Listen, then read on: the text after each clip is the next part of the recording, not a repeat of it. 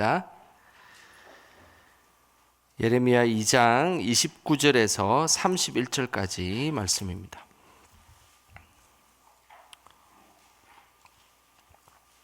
구약성경 1053쪽에 있습니다.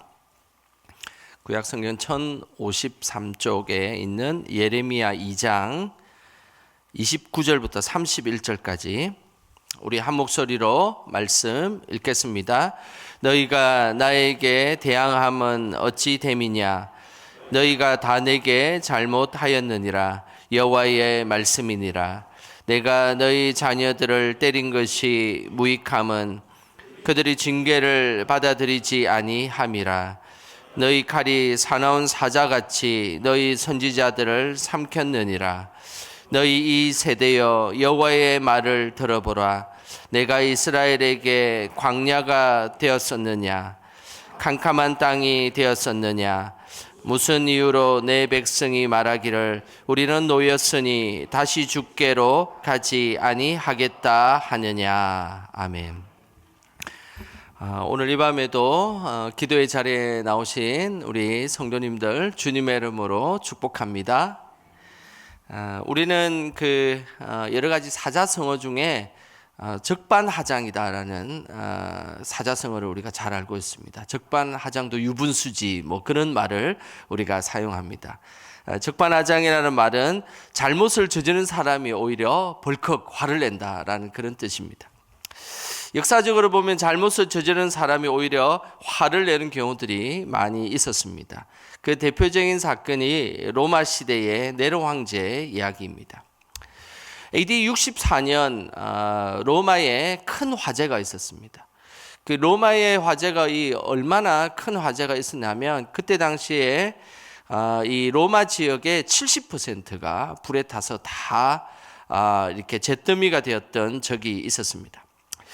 당시에 이 불의 원인은 사실은 정확하게 이 불을 누가 내는지 알 수는 없습니다. 역사적으로 정확하게 도대체 그 원형 경기장의 한쪽 구석에서 생겼던 불이 어떻게 생겼는지 알 수는 없지만, 그러나 그때 당시에 대부분의 사람들은 네로 황제가 불을 질렀다라고 이야기를 했습니다. 왜냐하면 네로 황제는 자신의 궁전이 마음에 들지 않았기 때문입니다. 그래서 이것을 어떻게 새롭게 할 수 있을까? 그 방법은 불을 태워서 궁전을 싹 없애버리면, 새로 지으면 궁전을 새로 짓고 싶었던 그 마음 때문에 화제를 내었다라는 것이 그 당시의 지배적인 설이었습니다. 어쨌든 네로 황제는 당시 로마의 수장이었기 때문에 이 불에 대한 책임을 분명히 져야만 했었습니다. 그런데 네로 황제는 이 불의 원인을 기독교인들이 불을 태웠다라고 누명을 씌웠습니다. 그래서 기독교인들에게 모든 책임을 돌리고 오히려 화를 내었던 것입니다. 그때 수많은 기독교인들이 그때 AD 64년 전후로 많은 기독교인들이 순교를 하였는데, 우리가 잘 아는 베드로 그리고 우리가 잘 아는 사도 바울도 그때 당시 AD 64년 로마 화재 이후에 그들이 다 순교를 하게 되었습니다. 기독교 역사 가운데 네로 황제의 모습이 적반하장이라는 표현과 아주 매우 유사한 모습입니다. 자신의 나라에 불이 났는데 책임을 지지 않고 다른 사람에게 화를 낸 것입니다. 믿음의 사람은 어떤 일이 벌어지면 그 일에 대해서 정직하게 받아들이는 모습이 필요합니다. 이런 모습이 바로 믿음의 사람의 모습입니다. 우리가 살아가는 우리의 삶의 모든 일에 하나님 앞에서 정직하게 늘 받아들이고 그렇게 수용할 수 있는 우리 모두가 되기를 주님의 이름으로 소망합니다. 오늘 읽었던 이 예레미야 2장은 법정에서 일어나는 그런 구조로 이 말씀이 쓰여졌습니다. 이스라엘 백성이 하나님 앞에서 우상 숭배를 하고 그리고 하나님을 의지하지 않았기 때문에 고소를 당하는 장면입니다. 그런데 이스라엘 백성들은 자신의 잘못을 인정하지 않고 오히려 적반하장의 모습처럼 오늘 그 모습을 보였다는 것입니다. 오늘 그 모습이 29절에 나옵니다. 우리 29절 같이 함께 읽어보겠습니다. 너희가 나에게 대항함은 어찌 됨이냐? 너희가 다 내게 잘못하였느니라. 여호와의 말씀이니라. 지금 이스라엘 백성들은 자신들의 죄를 지어서 고소를 당하는 순간입니다. 그런데 오늘 성경에 보면 오히려 반대로 대항했다라고 성경은 기록하고 있습니다. 이 대항이라는 이 단어는 히브리어로 법적인 그런 용어입니다. 대항했다라는 이 표현은 논쟁하다, 맞서다, 맞고소하다 뭐 이런 뜻입니다. 이스라엘 백성들이 자신의 잘못을 인정해도 지금 시온산을 파내 지금 자신의 문제에 대해서 인정하지 않고 오히려 자신은 잘못이 없다라고 오히려 하나님을 향해서 맞고소하고 있는 장면이라는 것입니다.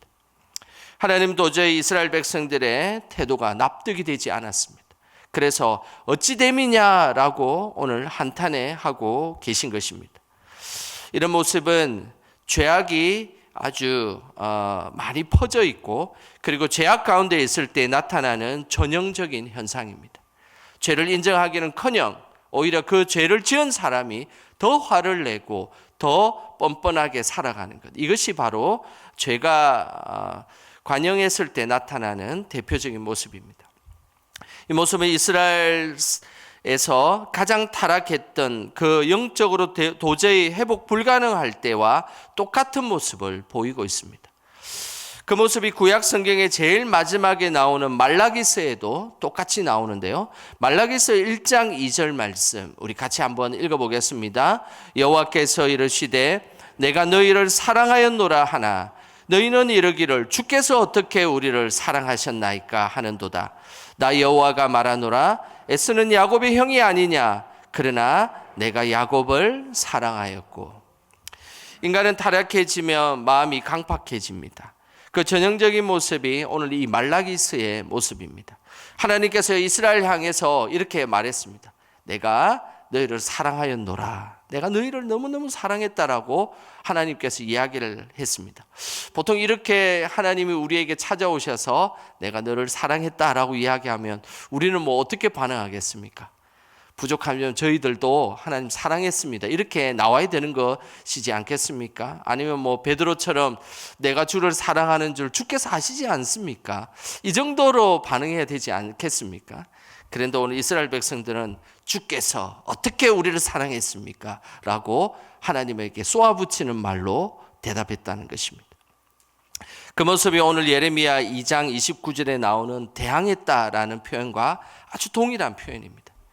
하나님은 그 말을 들은 후에 400년 동안 하나님은 침묵하셨습니다. 영적 암흑기가 시작된 것이죠. 그래서 이 구약 성경의 이 말라기가 끝나고 마태복음 신약 성경의 이 기간 동안은 400년이라는 긴 시간 동안 이것을 신학적으로 신구약 중간기라 그러고 그것을 영적으로는 암흑기다라고 이야기합니다. 400년이라는 시간 동안 하나님이 침묵하셨고 그 400년이라는 기간 동안은 성경이 써지지 않았습니다. 그래서 이 말라기서하고 마태복음 사이에는 이 400년이라는 어마어마한 긴 시간이 그곳에 자리 잡고 있었습니다. 우리의 마음이 강팍해지면 죄를 인정하지 않을 뿐만 아니라 오히려 죄를 지적하는 하나님을 대항할 수 있다는 사실을 우리는 기억하셔야 됩니다. 우리의 마음이 늘 부드럽고 정금 같은 마음이기를 주님의 이름으로 축복합니다. 하나님께 대항한 이스라엘 백성은 이제 한 단계 더 나아가 하나님을 정면으로 대적하는 모습을 보였습니다. 30절에 그 모습이 있습니다. 우리 같이 읽어보겠습니다. 내가 너희 자녀들을 때린 것이 무익함은 그들이 징계를 받아들이지 아니함이라. 너희 칼이 사나운 사자같이 너희 선지자들을 삼켰느니라. 하나님은 이스라엘 백성들에게 징계를 내렸습니다. 징계를 내린다는 것은 벌을 내리기 전에 회개할 기회를 주는 것입니다.